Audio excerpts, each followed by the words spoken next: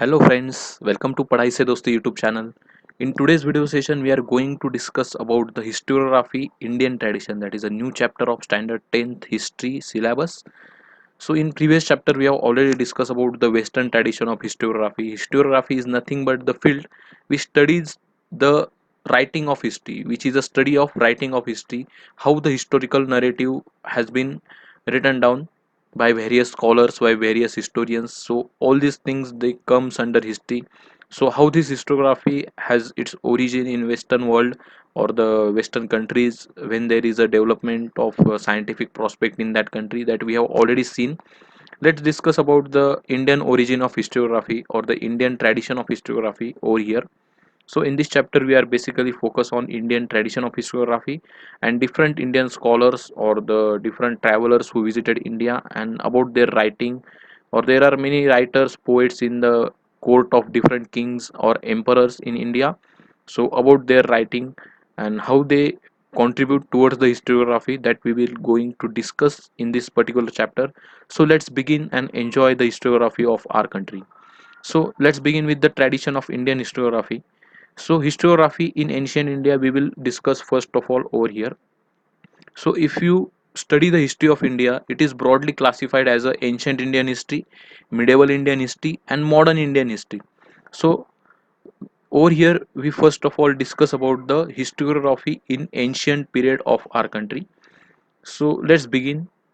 In the ancient period in India, memories of great deeds of ancestors and mythological lores, also memories of social transitions, were preserved with the help of oral recitals. So what do you mean by these oral recitals? They are the मौखिक means what? The oral means इतिहासाची मौखिक साधने असं त्याला म्हणतात. Okay, so it is a oral means of conveying history or the historical events, historical facts towards the next generation. They include the different dramas, different folklores, different stories, different songs, ballads, etc. Okay, so what all these things they include?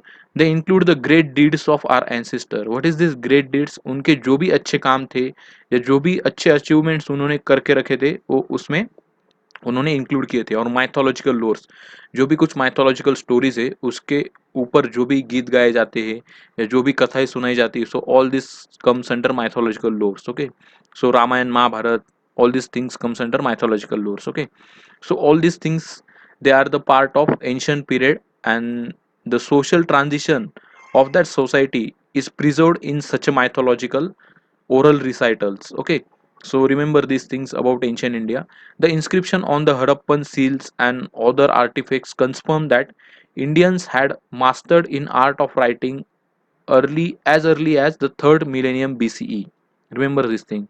This is a very great achievement of our country or our ancestors, that we know the skill of writing, or we are the master of writing since third millennium BCE. What do you mean by this third millennium BCE? It is almost around 3000 years ago BCE, or before Common Era. Okay, so this Harappan seals and the inscription or the artifact which we found from excavation at Harappan site, they gives us idea about that the Indians have masters in this writing skill since from third millennium BCE, or perhaps before that. Okay, however the Harappan script is not yet successfully deciphered.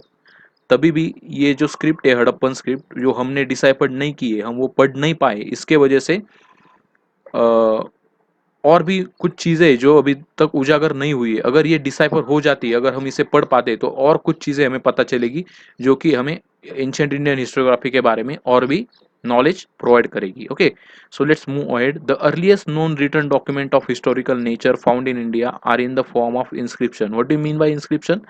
It is nothing but the something written on the stone. Okay, that is the inscription, or the waves of sorry, caves, walls.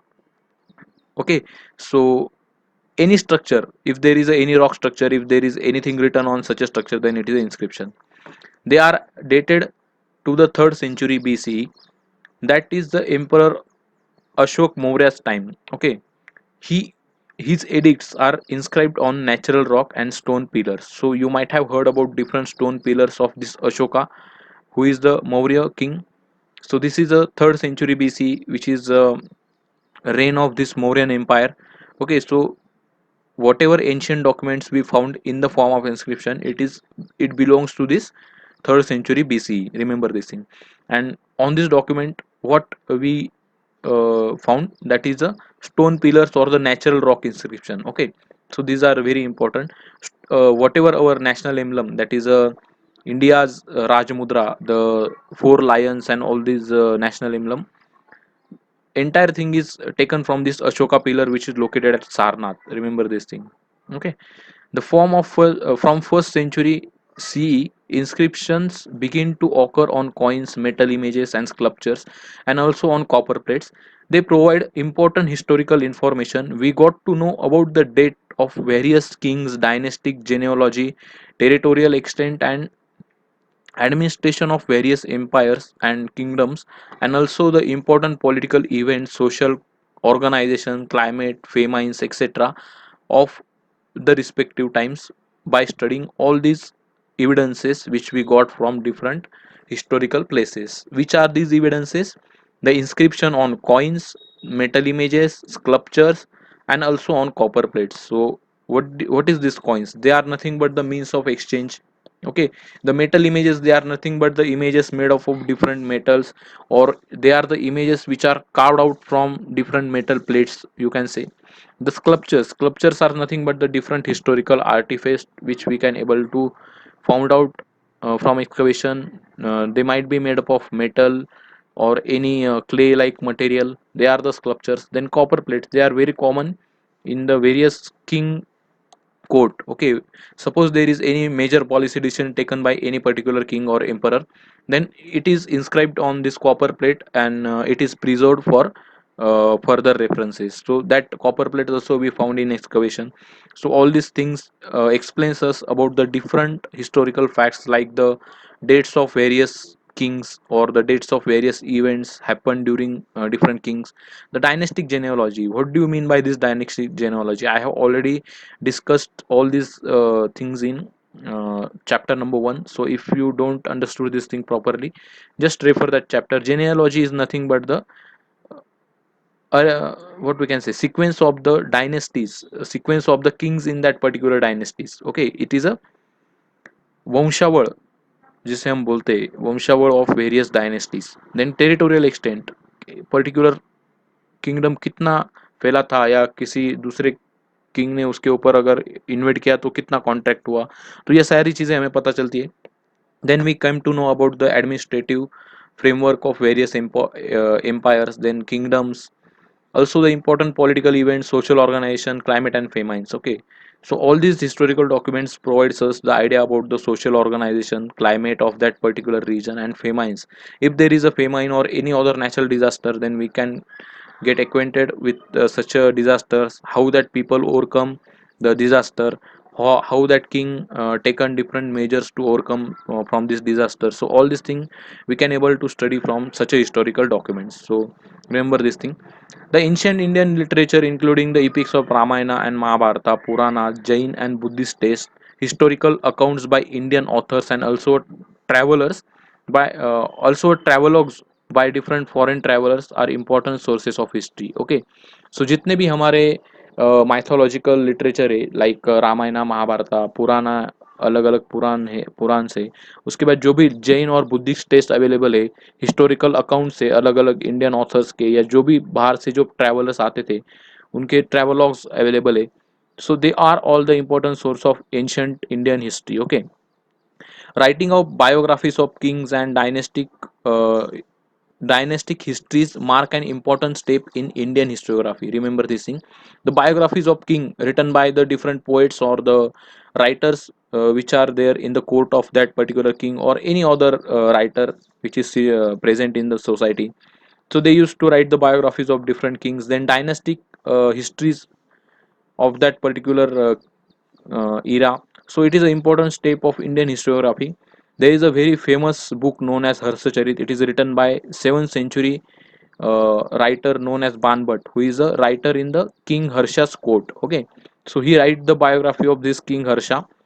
So it portrays a realistic picture of social, economic, political, religious, and cultural life of this Harsha's dynasty, okay, or the time during this Harsha's rule, okay.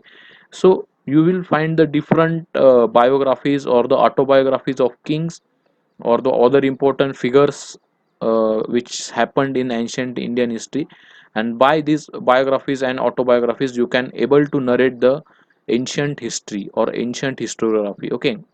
So here one inscription you can able to see over here. It is a Sogora inscription or Sogora copper plate, you can able to observe over here. On this copper plate there is something inscribed over here. You can able to see some four pillars or some structure erected on this four pillar. You can able to see something written over here, but we can't able to read this thing because it is not familiar script to us. So let's see the description about it. The copper plate was found at a Sogaura, which is a town located in Gorakhpur district of Uttar Pradesh. It is supposed to form by Mauryan period. Okay, the inscription on it, it is in Brahmi script. Remember, the experts of the script or the linguistic, they deciphered this script. It is a Brahmi script over here. The symbol known as a tree in railing, and mountains at the beginning of the inscription also occurs on the punch mark coin. Okay, so यहाँ पे जो भी symbols आप देख पा रहे हो, they are the tree railing. Okay, here somewhat tree like structure you can able to observe. So it is a tree railing.